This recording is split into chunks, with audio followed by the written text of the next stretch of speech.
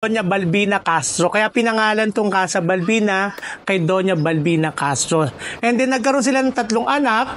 O, masarap yan. Wow. Hindi pa ako nakatikim ng sinampalukan na may dugo ng manok.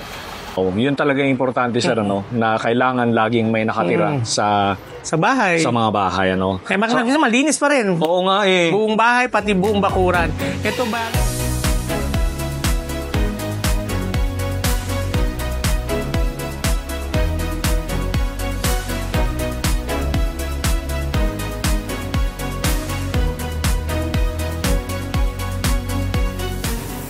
Magandang tanghali sa inyo mga ka-YouTubero, and tayo ay nandito sa Taal, Pulilan, Bulacan para bisitahin ang Casa Balbina.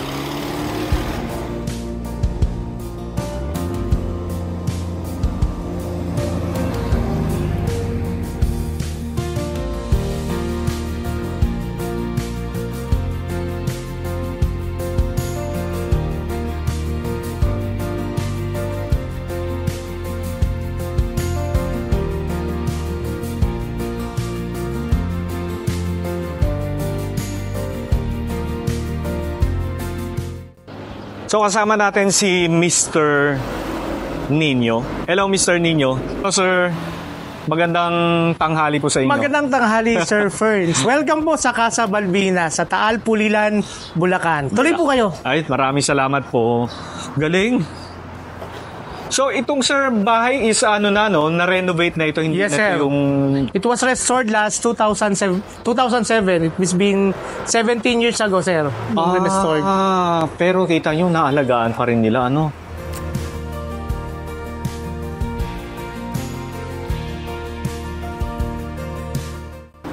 Originally, sir, ang may-ari nito ay si Don Francisco at Doña Balbina Castro. Kaya pinangalan tong Casa Balbina kay Doña Balbina Castro.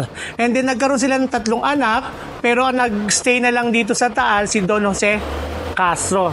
Tapos ngayon, 3rd generation ay nag-stay dito si Ma'am Maria Teresa Castro Lopez, and then si Ma'am Marilu Roa. Bali, 8 sila magkakapatid, kaya lang yung 6 nasa abroad na. Advanced place to, sir, mga 10 years ago, sir. Dinevelop yung likod. Dati kasi may swimming pool sa likod. Okay. Ngayon, dahil, inayos yung garden. So, tapos nagkaroon ng maliit na pavilion doon. Saka namin in-open sa public para sa mga events place, birthday, kasal. Normally, dito kadalasan kasal, di kaya debut eh. Sa napansin ko kasi maganda itong place para sa isang garden wedding. Oo nga, alfresco, sir, ano? Alfresco, sir. Wow. So, punta tayo sa event place. Oh, so dito nangyayari yung event place. Sa entrada, meron kaming grotto. Kasi ang kaya may grotto dito kasi ang patron namin dito sa Barangay Taal is Our Lady of Lourdes. So, pag napunta kayo sa chapel, meron din dong grotto. Kasi ang patron saints nga namin ay Our Lady of Lourdes. Our Lady of Lourdes. So, pagpasok yan, entrada ng area, Casa Balbina. Galing kay Lola Balbina. Oo. Tapos dito nangyayari yung garden. Dito nangyayari na. Oo. Garden events. No? Pag maliit na, pinagagamit namin tong parking. Pero pag pwede naman gamitin nyo sa event place. Then may maliit kaming pavilion doon. Oo nga. May pavilion pala rito. So, okay. Sarap man dito. Medyo presko kasi may mga puno ng mangga. Oo nga. Maganda nga dito mag-event. Especially ang mga event naman sa gabi, sir, eh. Hindi naman during the day, di ba? Hapon. Mga around 4. Ang lawak pala, sir, ano? Hanggang dun ba to sa dulo, sir? Yes, sir. Wow. Kulang 1 hektarya to, sir. Grabe. Tapos meron silang ganito. If dito, ever kasi na kapag kasing mga ganitong alfresco, kailangan din ng may lilim, may silong, sir, no? Just in case lang na umulan. Pwede silang. Pero meron naman na kami nakaantabay na tent just in case na okay po. Ulan. Oo. Pero dito, pwede na yung short, mga 60 hanggang 70 katao pwede dito. Pero kung magaling yung catering, mga kaya 100. Kayang-kaya nila yun. Adjust lang talaga. Nakakatuwa naman. Tinatawag natin, sir, na adaptive reuse. Yes, sir. Na lumang bahay, tapos nirepurpose, tapos ginawang yes, place. Yung iba naman ginagawa nilang hotel or commercial. Basta something na magagamit yung bahay Yes, na sir. hindi kailangang gibain. No, sir, no? Yes, sir. Yun ang mahalaga. Opo. Ayun. For improvement pa rin to, sir. Baka by next year may mga plans pa rin kami siyempre dito. Actually, balak ng may-ari ibalik yung swimming pool. Tapos yung magkaroon ng kwarto para pwede magstay yung kunyari yung couple. Mag-overnight. Pwede mag-overnight. Dati kasi may kubo sa likod kaya lang malakas kasi ang maintenance ng swimming pool tapos ng kubo kaya tinanggal. Pero ngayon ino-open namin baka next year ibalik siya. Sana naman maganda yun, sir, no? Yes, sir. Kapag wedding Actually, kasi. pinag-iisipan pa rin kung magkakaroon na to ng pavilion na air condition kasi nga open to. Siyempre, minsan nagkakaproblema lalo pag summer. Oo nga, ang gusto nila yung init. air condition. So, hopefully, baka next year ma-establish siya. Dati. Ito yung swimming pool dati, sir. Saan po, sir? Ito, this one. Ito yung pambata. Yung bilog. Ito yung medyo malalim. I see. Oo nga. May- Ito yung pambata kasi pabilog siya. Pambata to. Tapos ito naman Ito yung malalim. Ito 5 feet. pang-adult. Ito 4 feet pala. Doon nasa 20 feet doon May diving board doon dati. Oo. So ito yung balak huhukayin na lang din to. Okay. Akala ko ililipat na ng ibang pwesto. Dito pa rin. Ito pa rin. Ito pa rin. Tapos ibabalik yung pinanggalingan ng kubo, maglalagay ng mga rooms doon. No, para Tentative. Oo. Yun yung plano. Nice. Kasi dito naman yata sa Pulilan, walang ganito yata. Dito, Wala, sir, puro ano? air condition na Oo ano nga dito. po eh. Tara din sir, diretso tayo sa garden. Diretso daw tayo doon. Malumpa to. And napansin ko, sir, may mga nakikita kong puno ng mangga, Yes. merong santol, Meron santol, may Merong atis din dyan, merong atis. star apple. Kay Mito, Star tama apple. ba? Hindi ba star apple tawag sa kay Mito? Oo nga pala, tama ka, sir. Hanggang dito na lang. Grabe, ang lawak ng property. So, umabot na tayo dito sa pinakadulo. Doon yung kubo talaga. Yung dito. So, dyan balak ilagay yung mga rooms. 6 na rooms yung target Oh, that's nice.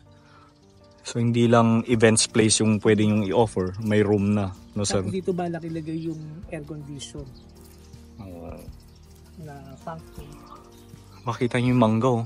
Laki, oh. Alatang ilang taon na yung ano sir? Ano yan, sir? Hindi yan yung binobomba. Hindi siya nagpapabomba. Yung Yung ano? yung normal and Oo. natural na bunga lang talaga yan. Oo. Pinausukan lang. Pinusukan. Papausok Hindi lang. yung bombang Ay, inaalagaan pa rin. Yes sir, meron may-ari, ditong meron talaga nag-i-stay dito para ma-maintain yung ancestral house ng mga Castro. Castro. Wow, yun talaga yung importante, sir, na kailangan laging may nakatira sa bahay. sa mga bahay, Kaya malinis pa rin. Oo nga eh. Buong bahay, pati buong bakuran. Ito bali, mayroon tong kulang 1 hektaryang property. Laki, lawak. Tapos tingin ko, ito yung pinakamalaking berandang old house dito sa Pulilan. Pulilan. Pasok tayo, sir. Antesala o Sala Mayor. Yan. Ito si Don. Nakakatuwa naman. Ito si Don Jose C. Castro. Ito po siya. Parang bata niya dito, sir, Oo. Ang binatilyo pa siya dyan, no? So, lahat po ng kahoy dito, sir, ay Ito pa, original yan. Of course, the Original lahat yan, flooring. sir. Oo. Pati yung painting sa ceiling. Opo. Yan ang matindi dyan, yung mga ukit-ukit. Oo nga, no? Ito, original to, sir, oh? O hindi na? Original yan, sir. Original yan, sir. Lumang piano pa rin. Tumutunog pa rin, kaya lang di ako marunong. Gumagana pa rin. Gumagana pa rin, yes, sir. I see. Ito yung magkakapatid na anak ni Don Jose C. Castro. So, ilan sila? 1, 2, 3, 4, 5. Walo sila Walo magkakapatid. sila. 2 lalaki, 6 na babae. So most of them Kaya ang karamihan sa kanila, sir, nasa Amerika. Sa Amerika. 2 lang yun nandito sa Pilipinas, si Ma'am Marilu, tapos si Ma'am Tess. so 2 na lang sila. At least may naiwan na mag-aalaga ng Pero once a year, umuwi sila ng Pilipinas. Oo. Every death anniversary ng parent nila. Tuwing ano yan, sir? Anong... Month ng November. Okay. Galing, oh.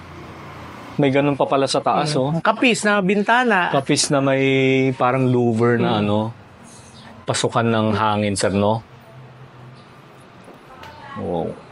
And lahat ng mga kagamitan dito sa taas is gamit pa rin nila ito. Yes, sir. Oo. Ito pa rin.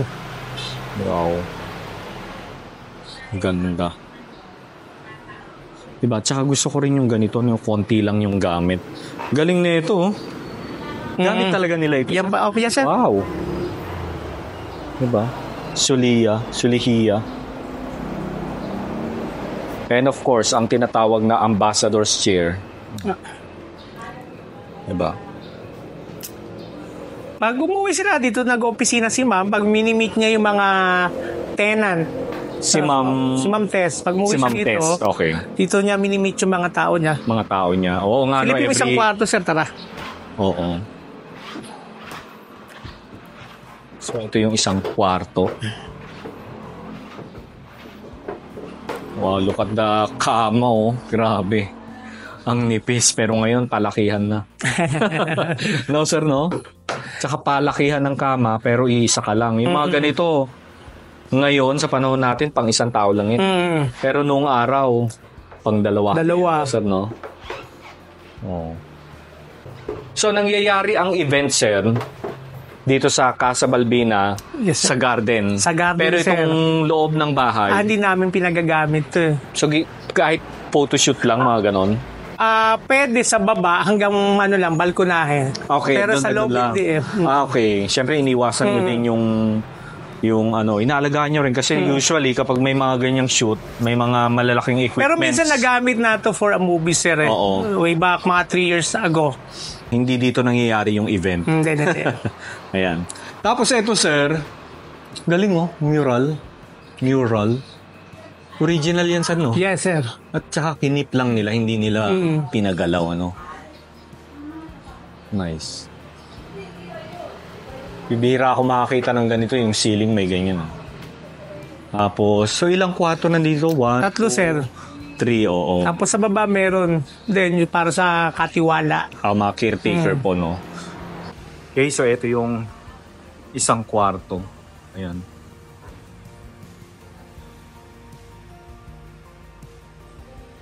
Hindi na tayo papasok kasi dito nag-i-stay yung one of the owner. So hanggang labas lang tayo ng kwarto, ano?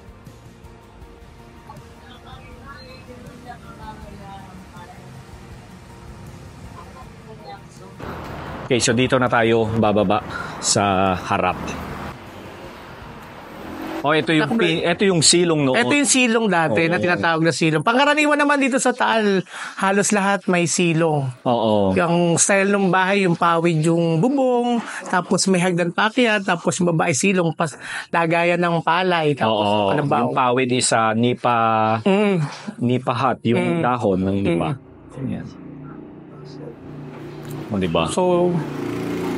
So kapag mga silong talaga, usually dito lang nilalagay yung mga ani nila. Ani, palayaw. No? Ang karaniwan. Oo nga. So lahat ng CR pala rito, modern na siya. Hindi na siya Medyo, yun yung medyo modern dito yung CR. yung CR na sa May shower, mayroong flash, ganun. Wala si Leo. Huwag na kayo malis dyan. Pakilala ko kayo sa namamahala dito. Yung mga angels. Yung mga namamahala dito. Pag gusto nyo pumasyal at mag-inquire. Titingin-tingin. Yung mga angels. Eto si Leo. Hello. Ano pa ka naman, te? Joy po. Si Joy. Joy. Si Maylin, oh. Saglit. Yung mga Ito si Maylin nagluluto. Tignan natin kung ano mamaya kakain na. Anong niluluto mo, madam? Si Maylin. Masarap magluto si Maylin. Madam, anong niluluto mo? Ayan, silang palukang manok. Wow, sinampalukang manok. O, di ba? Ganyan yung sinampalukan, sir, sa amin. May kasama. Pangkaraniwan may kasamang dugo. Masarap yan. Wow. Hindi pa ako nakatikim ng sinampalukan na may dugo ng manok. Masarap yan. Oo. Masarap sana kung kung manok na Tagalog Kaya lang ganun medyo po ba? rush Okay lang po. O, diba? Pero masarap yan, si Maylin nagluto. Yan ang kakainin natin mamaya, di ba? Yan yung mga food na namimiss natin na wala na ngayon. Puro ano na lang, tinimplahan ng magic sarap. Okay, so ngayon naman diretso tayo sa kanilang kitchen.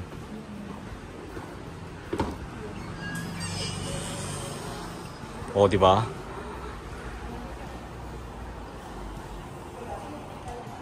Grabe, simpleng-simple pero very elegant.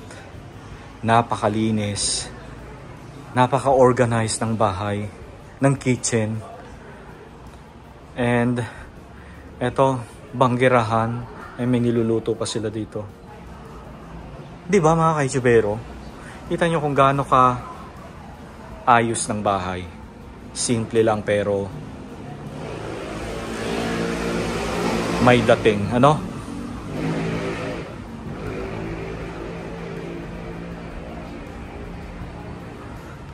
So dyan tayo galing kanina sa baba. Ayan. Ayan. So hindi ko na ipakita yung mga CR mga kaitsubero kasi modern naman siya. Hindi na siya yung lumang CR. So lahat ay napalitan na. Ayan. Sa mga gusto pong pumasyal dito po sa Casa Balbina sa Taal Pulilan, Bulacan, pwede po kayo pumasyal Monday to Sunday from 8 a.m. to 5 p.m. po. Hanapin nyo na lang po si Leo o di kaya po ako para ma-tour ko po kayo, ma-discuss ko po sa inyo just in case na mayroong gusto pong photoshoot, mag-celebrate po rito ng birthday, debut, kasal, welcome po kayo rito. Di kaya po, pwede po kayong dumiretso po sa page ng Casa Balbina. Andun po yung mga details ng telephone number at antay ko po kayong pumasyal po rito. Maraming salamat po. Maraming salamat, Sir Nino. Alam nyo, sobrang natutuwa talaga ako na makakita ng mga lumang bahay na inaalagaan at tinitirahan pa rin ng mga naiwang descendant. Kagaya nitong Casa Balbina. Bago ang lahat ay gusto ko munang pasalamatan si Ma'am Tess na isa sa mga third generation ng Casa Balbina. Ma'am Tess, maraming salamat po sa pag-welcome nyo sa amin, sa paghahanda ng lunch para sa amin. Maraming salamat po. And na kahit na hindi po kayo nakaharap sa aming vlog ay nandyan naman po si Mr. Nino. Ayan, Mr. Nino, maraming salamat po sa pag-tour sa amin sa Casa Balbina. And maraming salamat din sa lahat ng staff, sa lahat ng mga third generation ng Casa Balbina. Maraming salamat po sa inyo. Sa lahat ng mga nanonood and kung nagustuhan nyo ang vlog na ito, please don't forget to like, share, and subscribe to my YouTube channel. Ayan, I'll see you again on our next vlog. Bye everyone!